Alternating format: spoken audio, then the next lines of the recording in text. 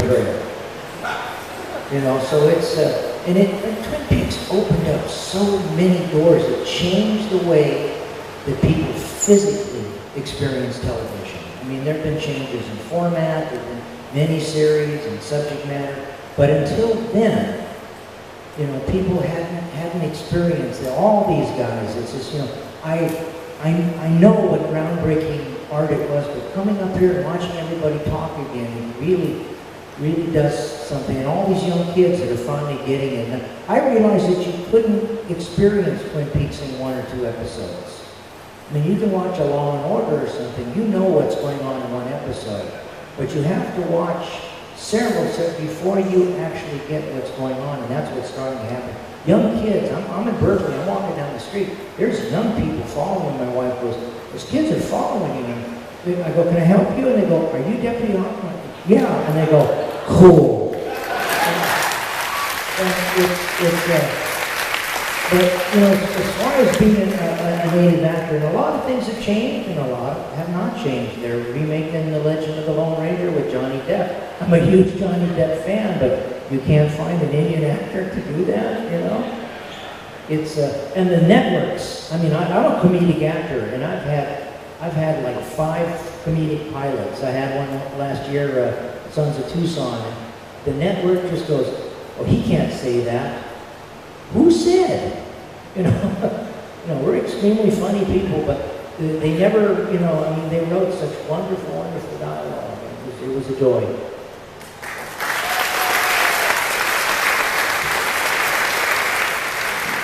Hi, my name's from Connecticut. My question's for Mike. I was wondering if you wrote a poem for your girlfriend on the show, and if you don't mind, would you say it for us? No, I don't remember a freaking thing, pal. I won't even remember where I put my car in the airport. I mean, I'm still remembering. I wish I could, but no, I didn't write it, but that was just wonderful. That's one of the things that people really remember. What kind of a native character had done that before? You know, especially on television. You know, it was. I mean, that's one thing that people remember. But oh, now I'm doing all the bad sci-fi films. I'm the old guy that goes, "Don't dig there," and they never listen to the old guy. I've done 5 of these films, and always this wise elder goes, "Don't dig there." You know, they go, yeah, and this horrendous monster comes out, and they go, run to the old guy and go, I can't help you now. My wife goes, do they ever listen? You know, I did one last year. Me and Bruce Boxleitner. I always wanted to work with him, and she says, okay, I'm a traditional guy. She says, you're the medicine man. You're inside having your vision quest by the fire with these 2 beautiful Indian girls bringing you food. I went, I'm not going outside. The monster's out there. I said, you see him attack anybody? But I'm looking for stuff that deals with my culture from, you know, I always see Last of the Mohegans and Thunderheart. What happened in the 1920s, 1930s? You know, I'm on the board of the American Indian Film Festival, and I'm starting to see, you know, digital film has changed everything. It's put it back in the hands of filmmakers. And there's some wonderful native films coming out that deals with the boarding school issues and Native veterans in World War I and World War II and land rights. So it's a really exciting time for Native American filmmakers. You know.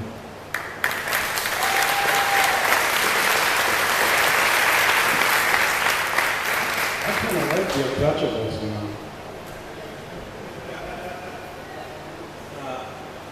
I wrote that one.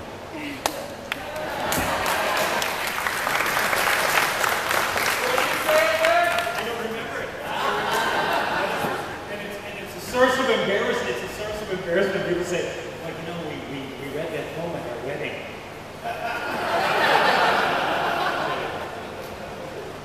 It's nice. My name's Richard from Toronto, and Robert and I were chatting a little bit about the scene, and I'm wondering if you would share some of the backstory about the scene in Fire Walk with me, with the agents at the beginning of the school bus. The school bus is part of, you know, the first draft is 160, 180 pages, something like that. most of you guys know most screenplays are 110, 90 to 110. Most of the scripts I wrote with David are 90. Right? So we're way over, right? So that was, I always wanted to, I think that was initially my idea. So I just thought it was so funny to see FBI agents surrounding a bus with hookers and small children. You know, it's one of those things. It's part of the whole process of writing with David is that it's we would start with big images and then head back down to the dialogue, right? So so much of it was like a big, huge picture that you like if you had a camera, you're trying to focus in closer and closer and closer. So it's a great opening. It's a great opening because it gets your attention. It's like what's going on here, right? So and then they have two guys with guns and there's kids in the bus and there's hookers. It just was so odd. And I think I was thinking about this last night. I think it was supposed to be part of a kidnapping that somehow got us to South America, right? That was all part of another plot that we never got to. But it was also to set up Chet in doing something different than what the plot was, and yet somehow to deal with the same idea of innocence in the movie, right, which the movie's all about losing innocence and achieving innocence. But this is a very comedic way, right? So it's part of a plot that we never got to in the big version of the first script, the opus. It goes all over the place. It goes to South America. It goes under for Mike a Table in 1952. It's all over the place. So it's part of that. The trivia part of that is the two guys that are standing there with the guns. One is John Huck, who is the sound guy, who's a genius. Right? He's one of the most in-demand sound recorders in the business now. John is the dark-haired guy, and the guy with the other FBI agent who's kind of shaking is Mike Malone, who's the on-set dresser, who is in all of David's movies. Look at David's movies, Mike Malone is the part. Those two guys are not actors. And Mike's actually acting out a storm. That's where he cut in, right? That's not so hot. But anyway, that was it. There's a lot of things in the movie that are dead ends now that weren't supposed to be, right? Lots of other stuff that was supposed to be. We were going other places. There was a point at one point. David was thinking we could do this with an intermission, and New Line went nuts.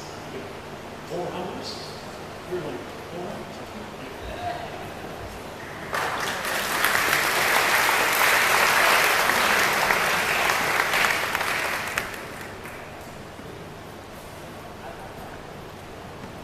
Next question's over here. Hi, I'm Jeff from Rapid City. Bob, this is for you, now that you're here and we have witnesses. Were you responsible for the James Evelyn Marsh subplot?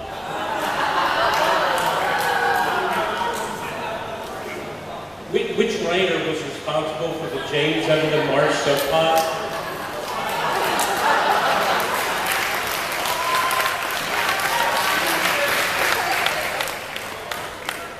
We're all responsible, but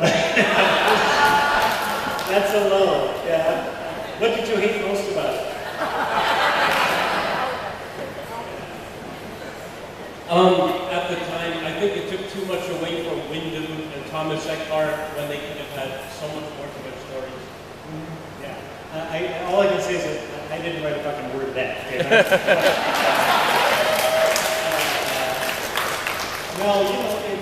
The thing about television series, and you guys all know this too, is that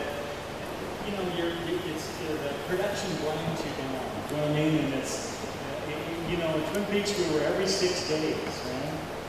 So you got to a point in the middle of the second season that you're going so fast that you can't hire anyone else to do any of these things, right?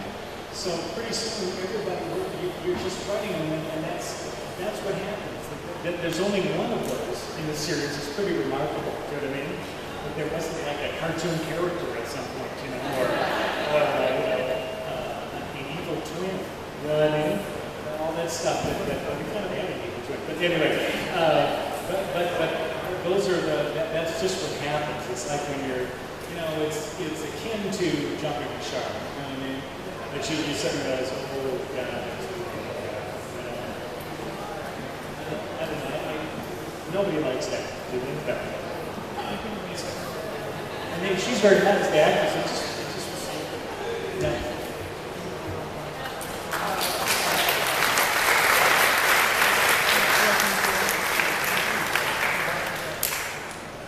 Hi, I'm John from Seattle.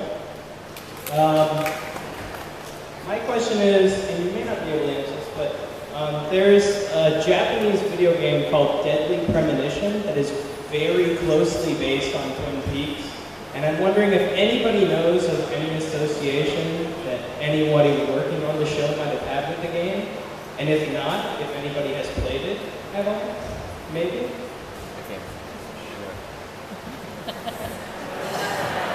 It came out in 2009, I think, and there's this whole scene with coffee, and it's so Twin Peaks. It's very surprising how similar it is. The Japanese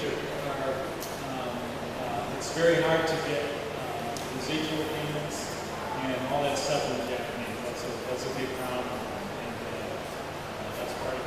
You know what I mean? Infringement. It's copyright infringement. Of course it is. You know what I mean?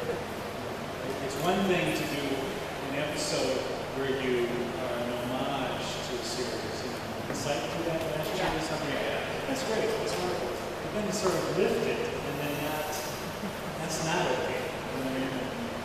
There's not much you can do about it. They were slightly different characters. The guy didn't talk to like a Diane, but he talked to someone else, but he was just. It's like he had a split personality, but it wasn't Diane, it had another woman's name, I think. It was Bob. Bob was in his head.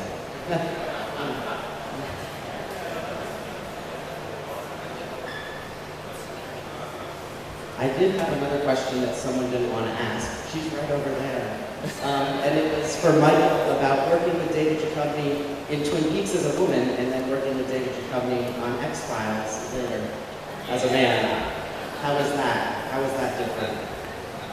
This is so funny. Well, you know, he played the transvestite FBI guy, right? You know, so and the crew's kind of being homophobic, and everything. You know, what is the matter with you, right? So I'm like hugging him, and we're old friends. We know each other for a long time. I'm kissing on him while we're eating lunch. Well, we took a Polaroid. So when I did X-Files, I'm in getting my hair and makeup on. I said, you know, I used to date David's sister. And they went, we didn't know he had a sister. And I said, I put the picture up, and they're trying to be polite, like, God, is she ugly? And they put that up on the mirror when they came in and said, oh yeah, near the Michael speaker, said so he's maybe dating step your back. sister. Okay, so you know. I don't need to press any buttons or anything, do I? Nope. Okay. But stand and say it. Okay. My name is Scott. I'm from Central Florida. Just step back some. And my question is for Mr. Strobel. I heard about two scenes, one of which was when you were in the Great Northern, and the scene was evidently cut because it tied into the Madeline murder. And another scene I heard about was when you went to Lenny Von Dolen's cabin, and you were trying to find signs of Bob there as well. I was wondering if you had any recollections of the scene, because I just briefly read about it online. I don't know anything about it. And if not, I would also like to know what was it like being able to play two characters on the show? Actually, two characters was more fun than anything. As any actor probably will tell you, the most fun I had was playing two characters in one single shot. Where I started out being kind of a flipped out shoe salesman and turned out to be, at the end of the shop, this really wigged out weird guy.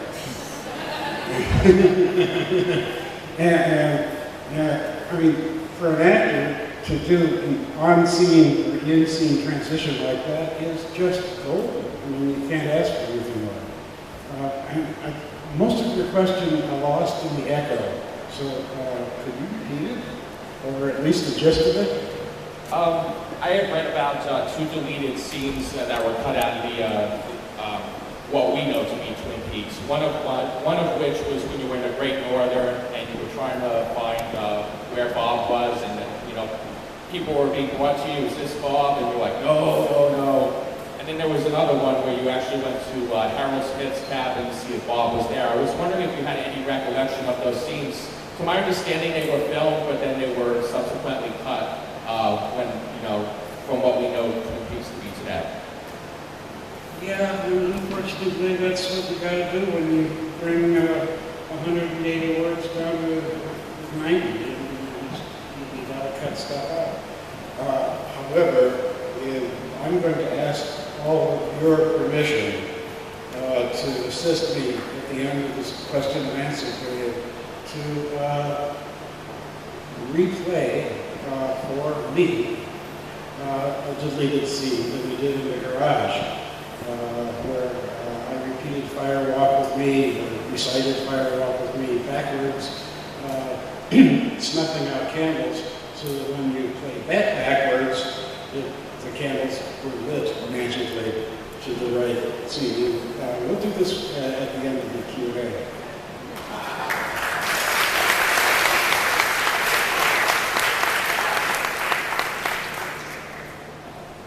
We got one way over here.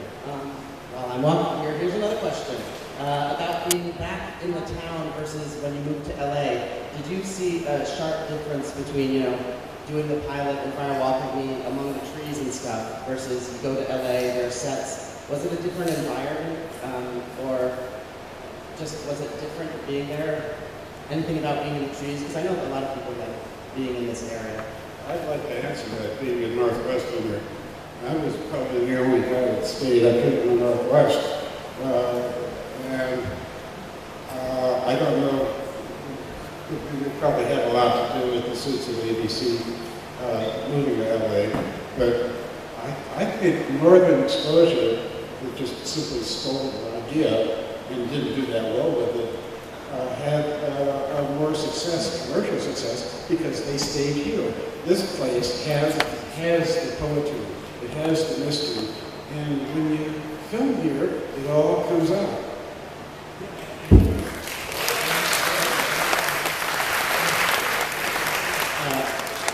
I think you're right. I mean, I think you know, the Twin Peaks in Los Angeles is really Angeles Crest Forest, Malibu Lake, right? And Van Nuys High School. And that was it. Yeah, I think we lost a lot because it was camping. A lot of it was, as successful as we were in the first season, we still didn't have the budget that 30-something had, or Wise Guy had, that was the same time, or even Cop Rock. We didn't have that budget. You know, we never got to $1 million. Those guys were all running at $1 million an episode, which I know sounds like a lot now, but we didn't have that dough, so that wasn't an option. You know, which kind of killed it. And I agree. That you lose the mystery. There are 2 palm trees in Twin Peaks, right? There's one shot of, I think it's Truman driving in the sea. But otherwise, we CG'd most of them out. But those were 2 that got through. I think it's somewhere in the first season. There's 2. The other thing was going to David Duchovny got cast in Twin Peaks because Diane Keaton thought he was cool. That's who got him the job, right? I can remember sitting with her in the casting session. I think that was one of my episodes, and she directed it, right? And all these guys were coming in, all these punks, or whatever you'd say, right? You know, this guy's terrible. He walked in, and he was just wonderful and funny and very low key, and she cast him right in the room, right, without any of us saying. We're supposed to have a say in that, right? She said, "Oh no, you'll start Monday." It's like, huh? Anyway, so that's where he came from, right? And then And the first day, he was around rehearsing out of costume. And then he came back 2 days later and he was, dressed as a woman. And there was this great moment with one of the guys on the crew, this big, huge guy weighed about 250 pounds. And he had seen David around as a male, right? And then David came on the set and he was sitting in his chair dressed as a woman. And this guy walks up to him and it was like a sexual awakening for a 40-year-old, right? He looks at David and he says, you're a pretty good looking gal.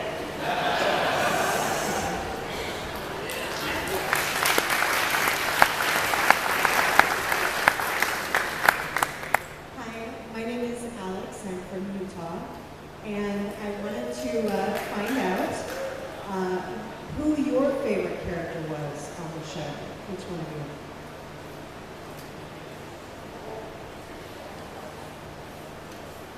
I liked Pete.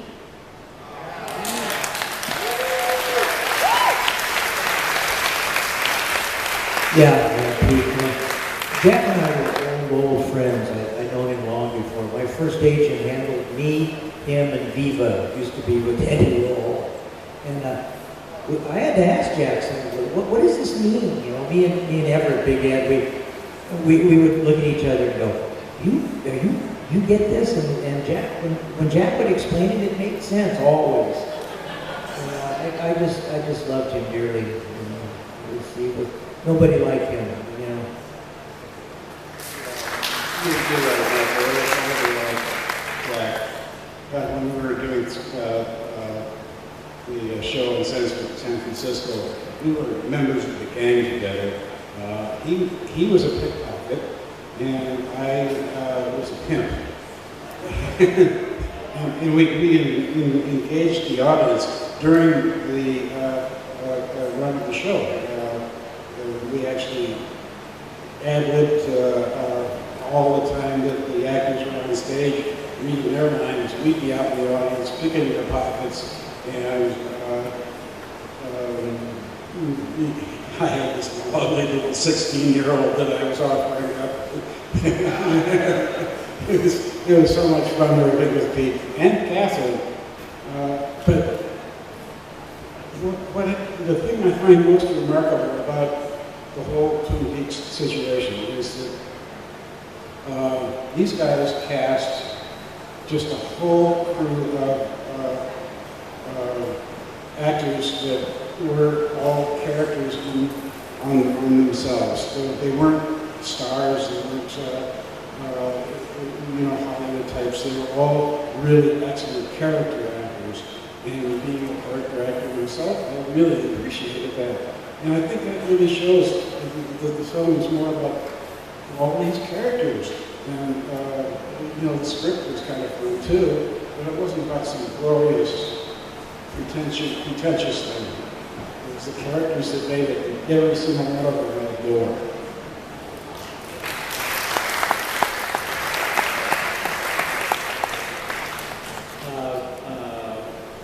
I was talking to somebody earlier. My mom was 90% deaf, and Gordon Cole was 90% deaf, and Gordon Cole's my mom. So whenever I look at it, my mom said, "Give me the glad hand" and all that stuff. I was talking to somebody before. I showed. My mom thought my whole life was a disaster, right? So even when I had a show on television, so I showed her an episode of Twin Peaks with David as Gordon Cole, and my mom says, "Well, who is that?" I said, "He talks just like you." Gordon Cole.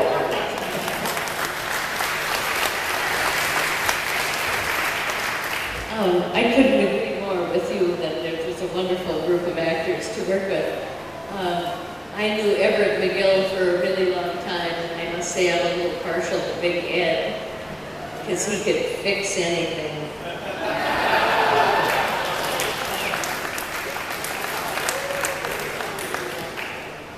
I'm a huge Kenny Robinson fan. So. Mine. Lucy.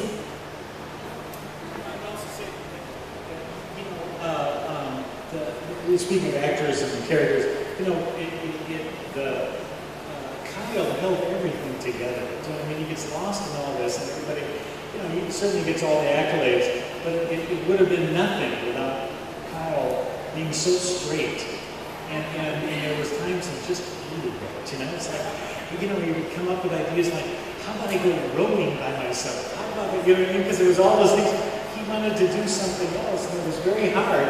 He's like, you know, on a football team, you know, we run Kyle 3 times into the middle, and then we pass, you know what I mean? And then something spectacular happens. So Kyle always had to carry it. And even as eccentric as Agent Cooper was, and unique for a lead character, he really was, he carried everything and held everything together, and he was so remarkably consistent. And, you know, it was just spectacular. And that's really unique in a television series, to get a leading man that gets, I see what that is. Don't you think? Yeah, don't you think? Yeah.